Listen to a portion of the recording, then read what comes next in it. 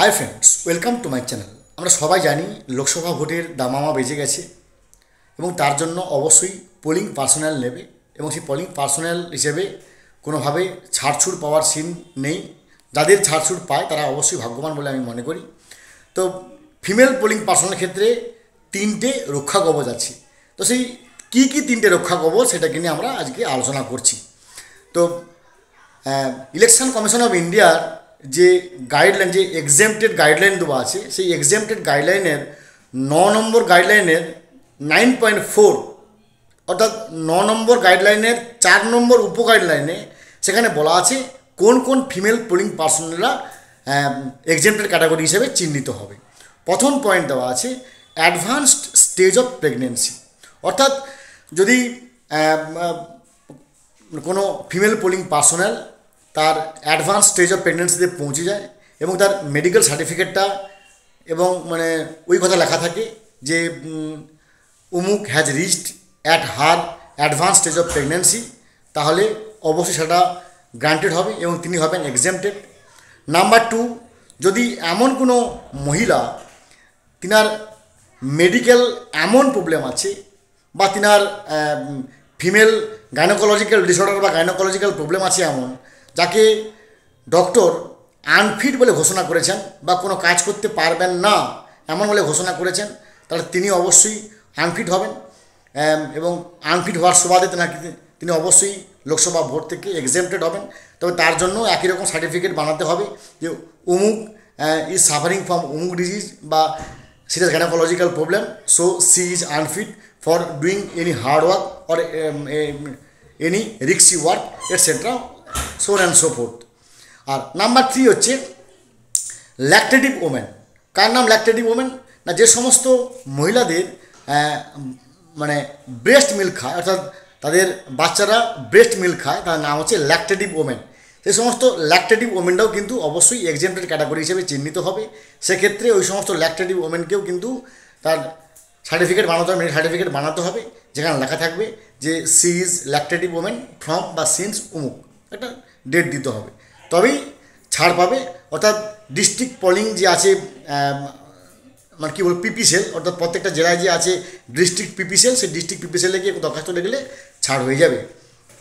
তবে এক্ষেত্রে একটা কথা বলে রাখি, সার্টিফিকেটটা কিন্তু কোনো আরএমওকে দিয়ে বা রেজিস্টার্ড মেডিকেল প্র্যাকটিশনারকে দিয়ে বানানো বা এমনি কোনো পাতি ডাক্তারকে দিয়ে বানালে হবে না। অবশ্যই বানাতে হবে যিনি হচ্ছেন এমবিবিএস, ডিজিও, এমএসিওজি, এমআরসিওজি, এফআরসিওজি এরকম লেভেলে কোনো ডাক্তার। আবার বলছি, সমস্ত ডাক্তার সম্মানের, শ্রদ্ধার, আমার মাথা নত করে দাও হে প্রভু তোমার চরণতলে, সমস্ত ডাক্তারই সমান, ডাক্তার আমার দ্বিতীয় ভগবান। কিন্তু যেহেতু আমি উৎসশ্রীর সময় অনেক ভিডিও করেছি, সবচেয়ে পশ্চিমবঙ্গে যদি উৎসশ্রীর সবচেয়ে বেশি ভিডিও কেউ করে থাকে সে হচ্ছে আমি একমাত্র করেছি। আমার চ্যানেল থেকে অসংখ্য ভিডিও পোস্ট করেছি এবং খোঁজখবর নিয়ে দেখেছি যে সেই সমস্ত ফিমেল যে স্টাফ তাদের ক্ষেত্রে কিন্তু ট্রান্সফারের সময় যে সার্টিফিকেট, মেডিকেল সার্টিফিকেট কিন্তু অবশ্যই গ্রান্টেড, তাদের গ্রান্ট পেয়েছে যারা হচ্ছে এমবিবিএস, ডিজিও, এমএসিওজি, এমআরসিওজি, এফআরসিওজি লেভেলের ডাক্তার। তাই অবশ্যই আমি প্রেসক্রাইব করব বা রেকমেন্ড করব যে সার্টিফিকেটটা এই সমস্ত লেভেল ডাক্তারদের কাছ থেকে বানালে এটা এক মুহূর্তে উইদিন নো টাইম, এক মুহূর্তে সেটা কিন্তু গৃহীত হবে এবং সঙ্গে সঙ্গে আপনি এক্সেম্পটেড হবেন। এটা হচ্ছে 3 ধরনের এক্সেম্পটেড ক্যাটাগরি নিয়ে আমি আলোচনা করলাম। এরপরে আসি, এই 3 ধরনের ক্যাটাগরির মধ্যে আপনি পড়েন না। মঞ্জুদি, ডলিদি, শ্যামলিদি এই 3 ক্যাটাগরির মধ্যে পড়েন না। অর্থাৎ তিনার অ্যাডভান্স স্টেজ অফ প্রেগনেন্সি নেই, তিনি মেডিকেলি আনফিটও নন, আবার তিনি ল্যাকটেটিভ ওমেনও নয়। তাহলে 9.5 অর্থাৎ 9 নম্বর গাইডলাইনের 5 নম্বর উপ গাইডলাইনে বলা আছে যে ফিমেল পোলিং পার্সোনালকে ভোটের ডিউটি দিলে বা ইলেকশন ডিউটি দিলে অ্যারেঞ্জমেন্ট, সমস্ত ব্যবস্থাপনা, ভোটের ডিসিআরসি থেকে শুরু করে ভোট শেষ পর্যন্ত এমন অ্যারেঞ্জমেন্ট করতে হবে যে অ্যারেঞ্জমেন্ট তাদের সামান্যতম কোনো সমস্যা না হয়, তারা কোনো বিপদের মধ্যে না পড়ে এবং তারা যেখানে থাকবেন সেটা সম্পূর্ণ নিরাপদ হতে হবে, সিকিওর হতে হবে, সম্পূর্ণ ফ্রি অ্যান্ড ফেয়ার হতে হবে, তবেই তিনি ডিউটি করবেন।